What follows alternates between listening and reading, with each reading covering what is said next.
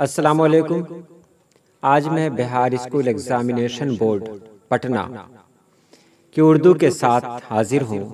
Class 10 की उर्दू में आज हम लोग को पढ़ना है हिंदुस्तानी आईन के मेमार डॉक्टर भीमराव अंबेडकर। चलिए सीधे सीधे शुरू करते हैं। डॉक्टर भीमराव अंबेडकर का ताल्लुक निचली जात से था।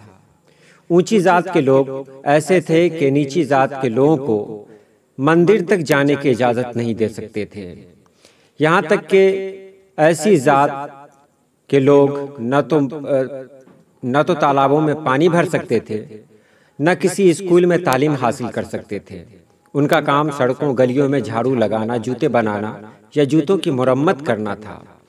ये लोग बेद के टोकरे बनाते और मुर्दा जानवरों की खाल उतारा करते थे।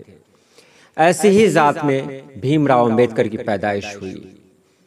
भीमराव अंबेडकर 14 अप्रैल 1891 ईस्वी को महू सेंट्रल इंडिया में पैदा हुए। उनके वालिद का नाम रामजी मालूजी सकपाल था और माँ का नाम भीमबाई, जबकि दादा का नाम था मालूजी। उन दिनों अंग्रेजों ने यह शर्त रखी थी कि जिसके अंदर तालीम होगी वही लोग नौकरी कर सकते हैं। यही वजह थी कि सरकार उनके बच्चों और औरतों की तालीम के लिए स्कूल चलाया करती थी।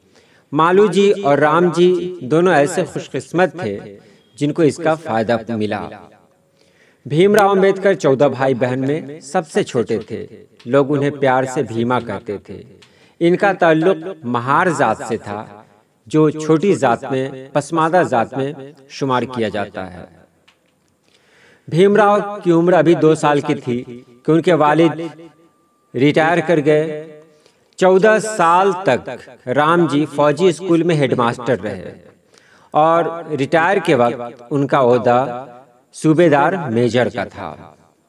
जब ये रिटायर हुए तो ये सभी लोग, ये खानदान सेंट्रल इंडिया को छोड़कर दापोली में जा बसा, जो कोंकण इलाके में पड़ता है।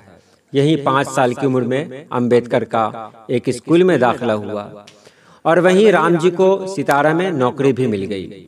इस तरह यह खानदान सितारा चला गया। भीमराव शुरू से तालीम के मामले में संजीदा नहीं थे, लेकिन आगे चलकर उन्हें जब तालीम की अहमियत का एहसास होने लगा तब उन्होंने तालीम पर तवज्जो देना शुरू कर दिया। जब ये 6 साल के ही थे कि इनकी माँ भीमाबाई का इंतकाल हो गया और जब माँ इंतकाल कर गई तो इनकी बहन ने उस खानदान की देखभाल शुरू कर दी। भीमराव को अब एहसास होने लगा कि वो पैदाइशी अछूत हैं। और एक खास बात यह भी है कि उनके परदादा अम्बावाड़े के रहने वाले थे और उसी अम्बावाड़े के नाम पर इनका नाम अम्बावाडेकर पड़ा, जो आगे चलकर अंबेडकर में तब्दील हो गया। यह उस जमाने की बात है जब रामजी की सितारा वाली नौकरी खत्म हो गई। उनका खानदान मुंबई चला गया तो मुंबई में इनका दाखिला एलिफेंस्टन हाई स्कूल में हुआ, जिसमें भीमराव पढ़ते थे। माहौल तो अच्छा नहीं था। यहाँ भी भीमराव के साथ जात पात का भेदभाव किया जाता था। स्कूल के सिर्फ तलबा ही नहीं बल्कि उस्ताद भी इनको हक़ारत की नज़र से देखते थे।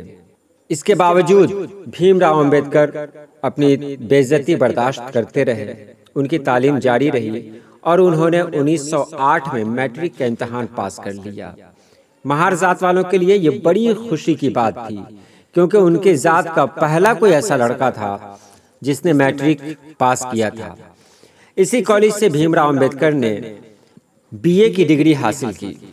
उसके बाद वो बड़ौदा स्टेट से तालीमी वजीफे पर आला तालीम हासिल करने के लिए अमेरिका चले गए और कोलंबिया यूनिवर्सिटी में दाखिला लिया। उन्होंने माशियात में MA किया। माशियात कहते हैं इकोनॉमिक्स में MA किया।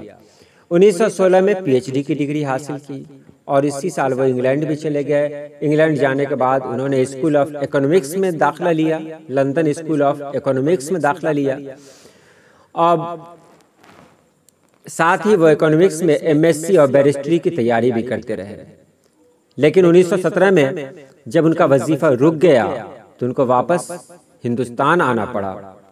हिंदुस्तान वापस आने के बाद उन्होंने प्रोफेसर ऑफ कॉमर्स और इकोनॉमिक्स की हैसियत से सेडी होम कॉलेज में मुलाजमत शुरू कर दी और 1918 से 1920 तक यही काम करते रहे।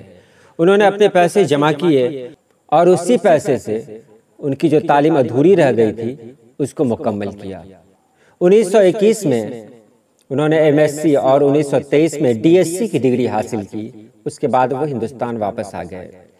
हिंदुस्तान वापस आकर उन्होंने बैरिस्ट्री का पेशा अख्तियार किया और साथ ही साथ वो समाजी, इस्लाही और सियासी सरगर्मियों में भी हिस्सा लेने लगे। उन्होंने अछूतों को ये सलाह दी कि हम उस वक्त तक कोई तरक्की नहीं कर सकते जब तक हम 3 मरहलों में अपने अंदर की सफाई नहीं करते। 3 मरहले कौन कौन से हैं? हमें अपने आम अखलाकी बर्ताव को ऊपर उठाना होगा, यानी हमको अपने रहन सहन में तब्दीली करनी पड़ेगी। एक दूसरे से हम कैसे बात करते हैं उसमें तब्दीली करनी पड़ेगी। साथ ही ऊंच नीच का जो भेदभाव है उसको ख़त्म करना पड़ेगा। और एक बहुत अहम बात यह है कि मुर्दा या सड़े हुए जानवरों का गोश्त नहीं खाना होगा। और एक ख़ास बात यहाँ यह भी है कि जब उनकी उम्र 14 साल थी और वो 5वें क्लास में ही पढ़ते थे, उसी वक्त उनकी शादी 9 साल की लड़की रामाबाई से हो गई। रामाबाई के इंतकाल के बाद उन्होंने एक ऊंची जात की तालीम याफ्ता खातून से शादी की। भीमराव अंबेडकर हिंदुस्तानी समाज में छुआछूत के रिवाज से बहुत बेजार थे, जिसका नतीजा ये निकला कि उन्होंने बौद्ध मजहब कबूल कर लिया। 5 दिसंबर 1956 की रात डॉक्टर भीमराव अंबेडकर सोने के लिए बिस्तर पर गए तो वहीं इंतकाल हो गया। बौद्ध मजहब के मानने वालों का ये कहना था कि उन्हें निर्वाण मिल गया। निर्वाण कहते हैं आज़ादी मिलना, मुक्ति मिलना। चलिए आज के लिए इतना ही। जो ख़ास पॉइंट्स थे वो मैंने लिखकर आपको बता दिए ताकि आप इसे नोट कर लें, याद कर लें। जितना दिया हुआ है वही मेन है। और इसके अलावा भी अगर आपको कुछ चाहिए तो आप मैसेज करें, इंशाअल्लाह उसका जवाब दिया जाएगा। चलिए आज के लिए इतना ही। अल्लाह हाफिज़।